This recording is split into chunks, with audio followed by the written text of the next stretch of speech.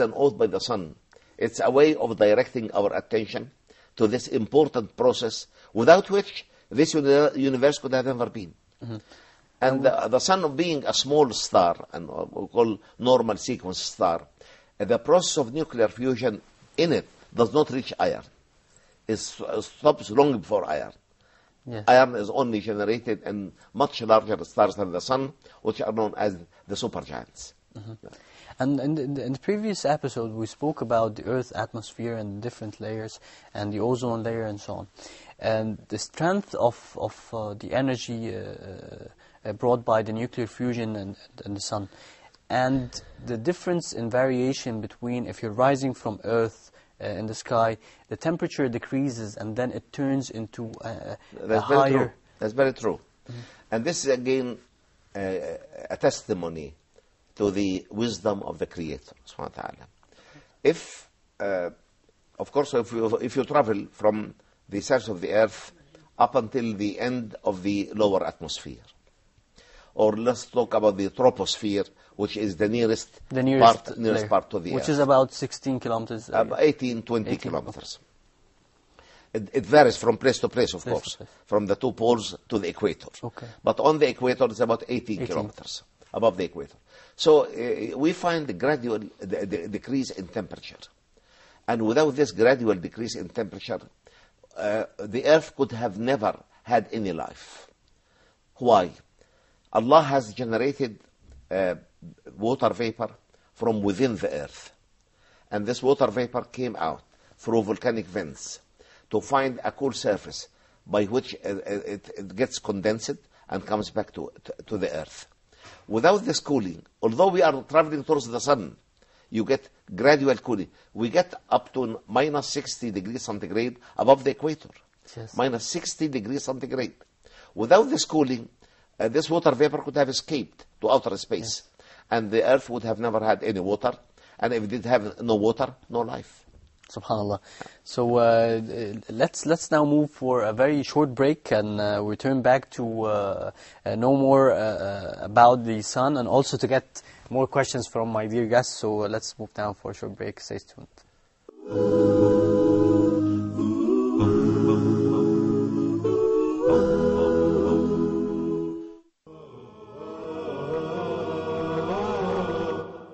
The companions of the Prophet ﷺ, all of them trustworthy.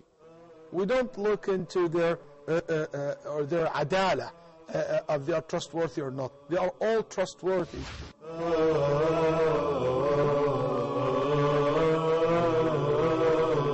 Following their footsteps will bring others, will bring us together. It will be part of that robe which binds us as one ummah.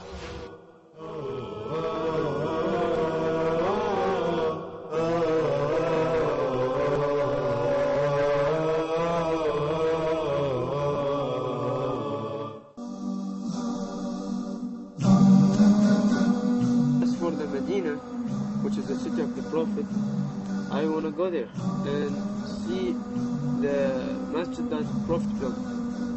I also want to see the tomb, the grave for Prophet Muhammad. Imagine the daunting task of preparing 100 young Muslims to cross 3 continents. And people leaving from Winnipeg?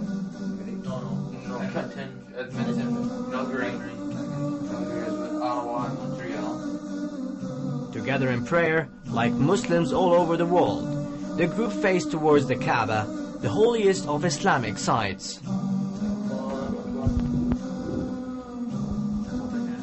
Islam is not a race, or a culture, or a country. Each member of the group has a different heritage.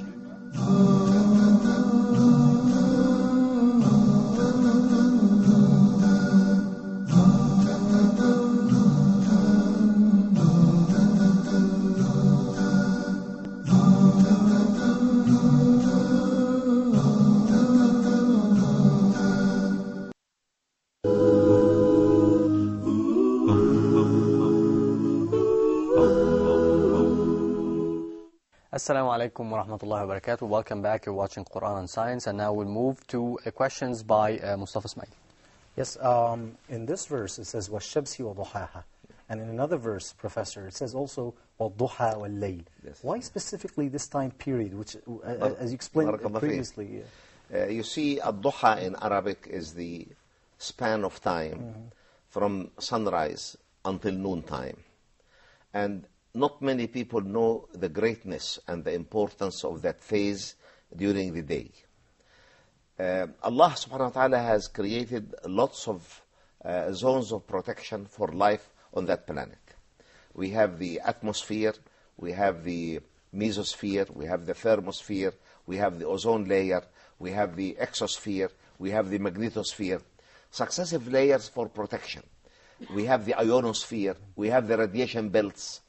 And all these spheres actually play a very important role in protecting life on Earth from many cosmic dangers. Cosmic radiation, ultraviolet radiation, meteors and meteorites. Really, it protects life on Earth from very many dangers that envelop our globe. During night time, these zones shrink in thickness. They shrink quite a lot. They become highly reduced in thickness. And that's why it's advised to use night for rest and staying at home and not going out. You see, because really the dangers of these cosmic events at night are much greater than them during the day. SubhanAllah, it seems that at night it feels more safe. No, you don't feel the radiation because you don't see the light, so you don't feel that there is But you see radiation. the artificial light. Yes. You don't see the natural light, Yes. you see. Once the sun rises, these zones start to expand. And as a result of that expansion, the protection is greater. The more expanded these zones, the better protection life have on Earth. The maximum expansion comes at exactly noontime. And then after noon, they start to shrink gradually until they become highly minimized at midnight. And so on. So the oath by Ad-Duha is really a beautiful way of directing our attention to the greatness of that phase of day and night.